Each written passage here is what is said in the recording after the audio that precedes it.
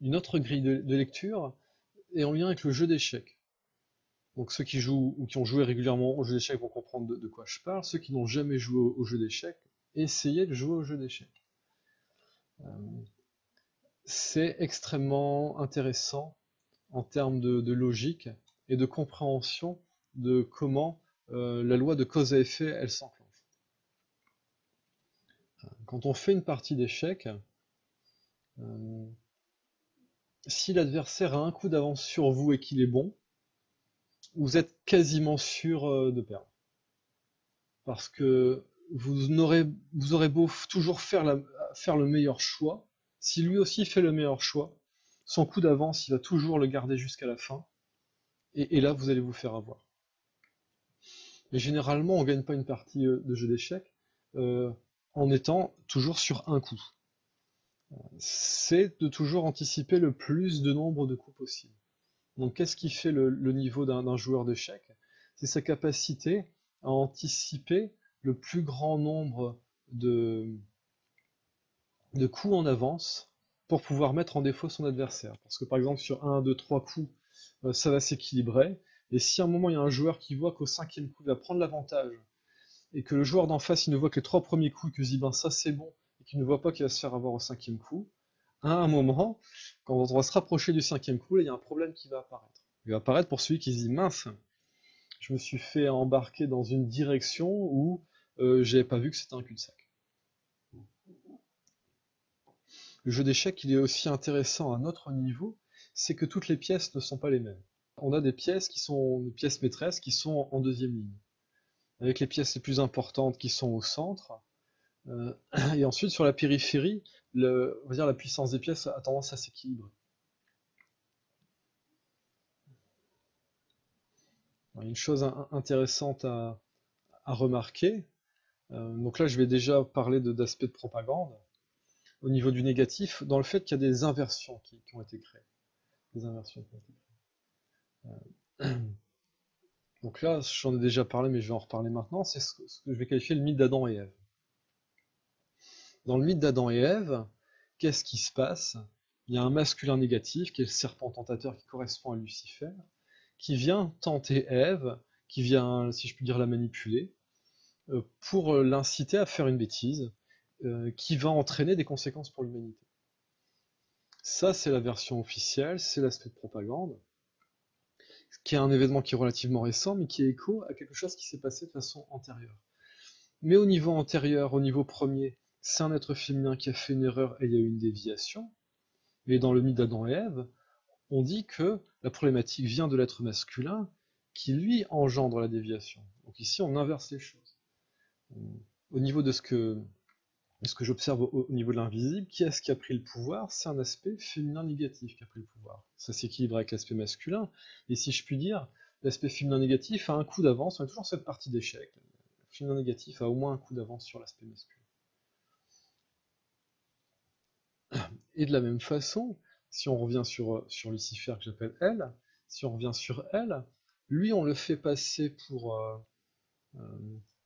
le maître de la Terre, ce qu'il est à un certain niveau, mais à un autre niveau, c'est pas lui le Satan qui est la source du mal et qui dirige tout, c'est celui qui s'est fait avoir et dont on se sert comme bouc émissaire, que ce soit au niveau du féminin négatif ou que ce soit au niveau des masculins négatifs.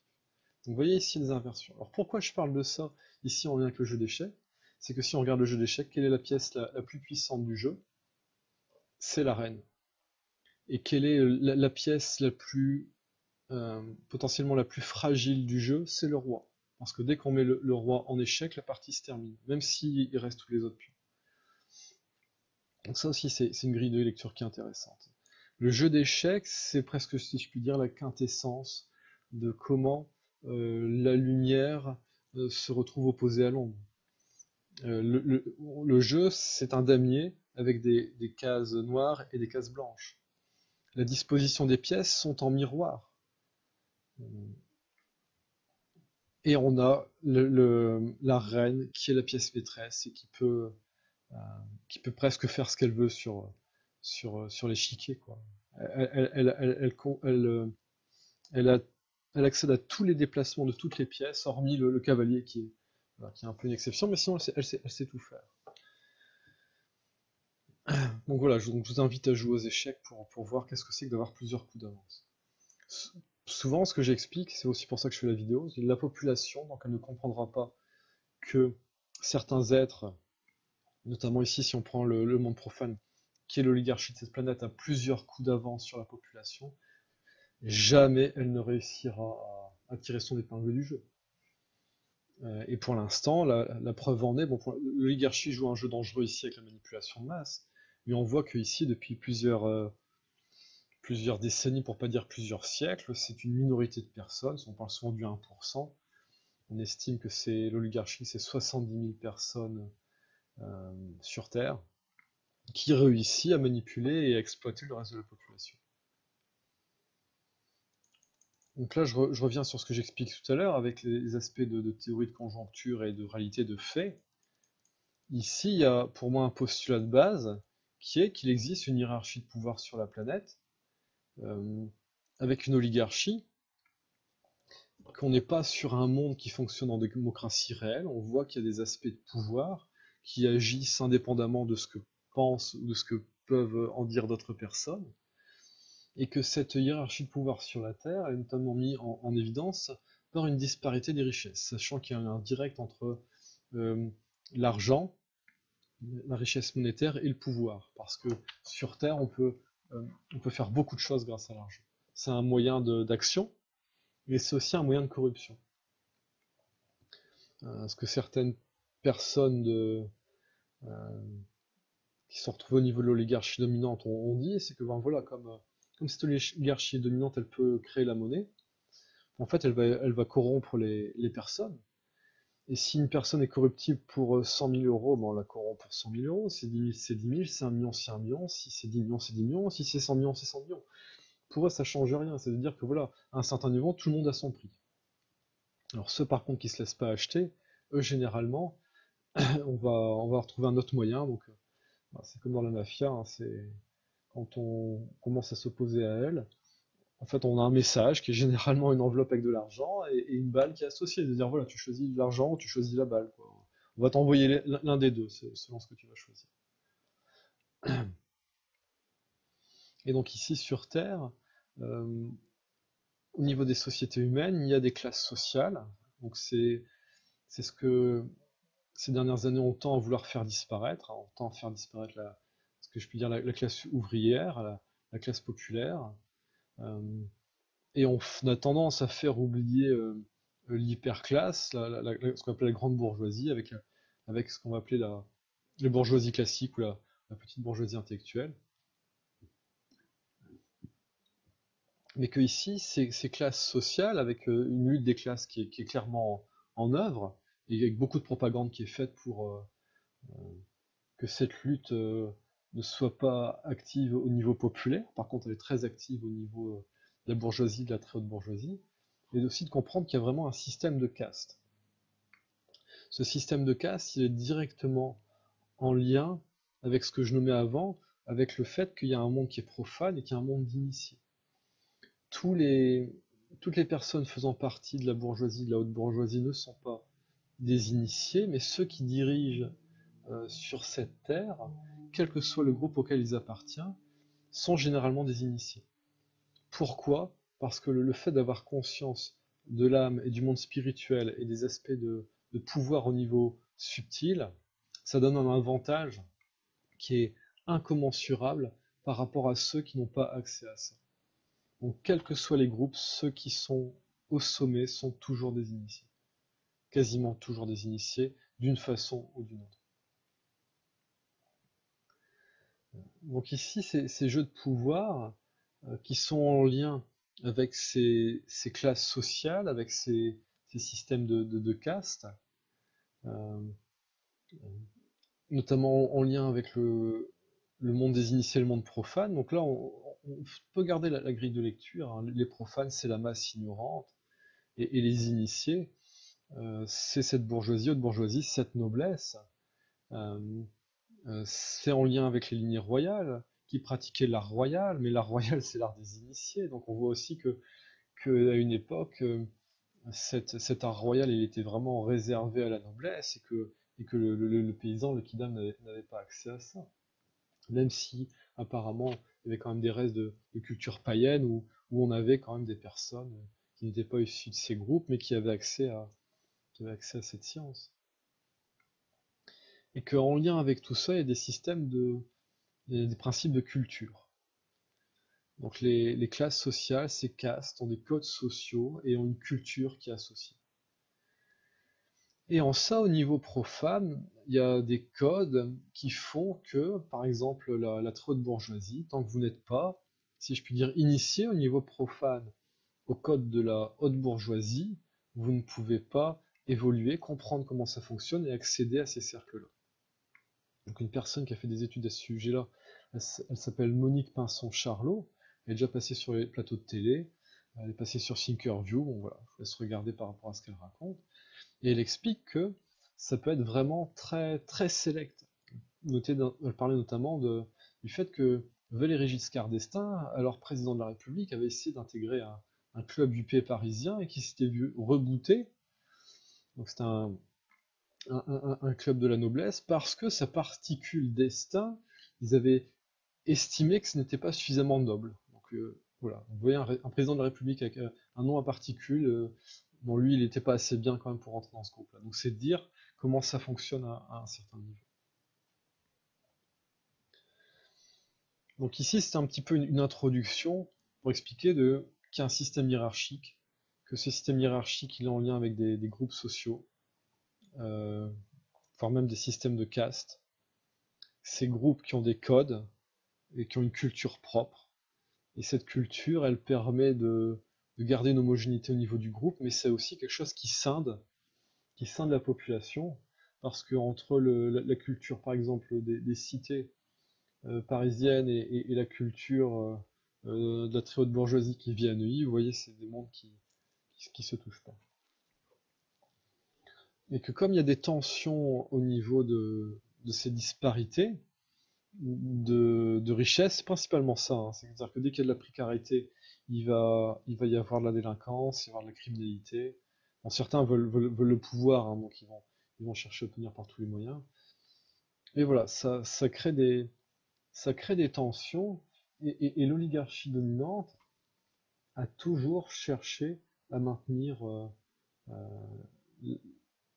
cette majorité populaire sous sa coupe. Donc là, je vais faire un petit peu des rappels historiques par rapport à comment les choses se sont passées au niveau des mouvements sociaux. Euh, à mon sens, l'histoire qui y est parvenue jusqu'à nous, elle est à peu près fiable, je dis bien à peu près fiable, sur disons les 500 dernières années, à peu près fiable. Donc la période de l'Inquisition et tout ce qui précède, à mon sens, on a peu d'informations sur ce qui s'est passé avant, voire même certaines personnes, je crois que c'est de mémoire, hein, c'était Garry Kasparov qui disait que l'histoire avait entièrement été réécrite il y a 200 ans, et que donc même ce que l'on croit savoir depuis 200 ans, ce n'est pas exact. Donc là, lui, il dit même avant la Révolution française, on n'est vraiment pas sûr de ce qui s'est passé. Donc ici, je vais juste remonter jusqu'à 1886. Donc ici, tout ce que l'on vit actuellement sur la planète, ce n'est qu'une conséquence de l'industrialisation, de ce qu'on appelait la révolution industrielle, et de tout ce que ça a enclenché. À savoir que avant cette date-là, c'était principalement une population qui était d'agriculteurs, de paysans, qui étaient répartis dans les campagnes, et qu'à partir de la révolution industrielle, la population a commencé à de plus en plus converger vers les villes, parce qu'avant il y avait du commerce, et là maintenant il y a eu des échanges de biens. Ici, après, c'était ici la production en usine. Et que pour avoir de la rentabilité, il y a vraiment eu des moyens qui ont été mis en place par l'oligarchie, donc par les grands patrons de l'époque, euh, pour que tout fonctionne dans le sens où ils veulent que ça fonctionne. Donc en 1886, euh, il y a une bombe qui a été lancée sur des participations à une grève, donc c'était la compagnie McCormick Harvester de Chicago. Et cette bombe a fait 9 morts et 60 blessés. Donc à l'époque, il y avait les grévistes et il y avait aussi des personnes qui étaient engagées, et on les appelait les briseurs de grève. Donc ici, on voit que euh, ça ne plaisait pas à certains qu'il y ait une grève, et donc il y a un attentat qui a été fait, 9 morts, 60 blessés. Euh, En 1892, dans une autre usine, donc c'est Carnegie de Homestead en Pennsylvanie, euh, ce sont les grévistes de deux syndicats de métallurgistes qui ouvrent le feu sur un groupe de briseurs de grève. Donc là, c'est le contraire. Ils ont vu les briseurs de grève, donc c'est l'agence Pinkerton. Je donne les informations verbalement, comme ça vous pouvez les chercher sur Internet. Et donc là, ils ont fait le contraire. Ils ont dit, on va pas nous le faire dans ce sens-là. Donc ils ouvrent le feu, 10 morts. Donc 10 briseurs de grève qui sont morts. Et là où ça devient très intéressant, c'est en 1914, il y a une grève dans une usine de Monsieur Rockefeller. Et là, la grève et voilà, ils envoient les briseurs de grève et la répression est très forte parce que cette grève, elle fait 66 morts. Donc, je ne sais pas si vous vous rendez compte.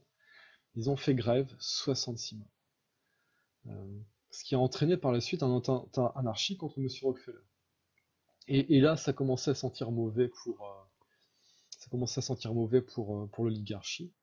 Et donc là, c'est là que commence vraiment la grande, vraiment le début de la propagande moderne. C'est en lien avec Édouard Bernays qui va développer tout ça. Donc ça, c'est un documentaire Arte qui s'appelle Propaganda, qui parle bien de ça. Je ne sais pas s'il est encore disponible. Et de tout ce qui a été fait depuis une centaine d'années en termes de propagande. En gros, c'est déjà à cette époque-là, il y avait déjà du niveau. Donc vous imaginez, 100 ans d'expérience de propagande, à quel niveau on en est ici. Et qu'est-ce qui a été conseillé à Monsieur Rockefeller? C'est d'investir dans des bonnes œuvres pour redorer son blason, si je puis dire. Donc qu'est-ce qu'il a fait? Il a financé Central Park à New York. Donc il y a une plaque, merci Monsieur Rockefeller d'avoir financé Central Park à New York. Et c'est là qu'a commencé toutes les propagandes pour donner une bonne image des dirigeants. Donc c'est avec, il me semble que c'est avec Monsieur Rockefeller ou avec des personnes de cette époque-là où on a commencé à prendre en photo la famille. Donc vous voyez le Paris Match et compagnie, voilà. Ça vient de là. C'est comment donner une belle image de l'oligarchie, comment faire rêver le Kidam, comment faire rêver euh, les classes populaires sur comment vit euh, la classe dominante, la classe bourgeoise. Et qu'est-ce qui a été enclenché aussi? C'était le fait que de pouvoir donner des passe-droits à certains pauvres, si je puis dire, hein, de ces classes inférieures, et d'élever à un rang plus haut certaines de ces personnes, ce qui permet de donner une illusion d'ascension sociale et de dire que n'importe qui, donc ça c'est le rêve américain, de dire que n'importe qui peut passer de voilà, famille d'ouvriers à millionnaire, milliardaire. Et tout ça, c'est un système de propagande. Parce que même si une personne réussit à s'élever jusqu'à un certain niveau, jamais elle ne fera partie réellement de cette classe supérieure, de cette classe dominante, si elle ne fait pas partie d'une famille qui est en lien avec ça. C'est vraiment très rare.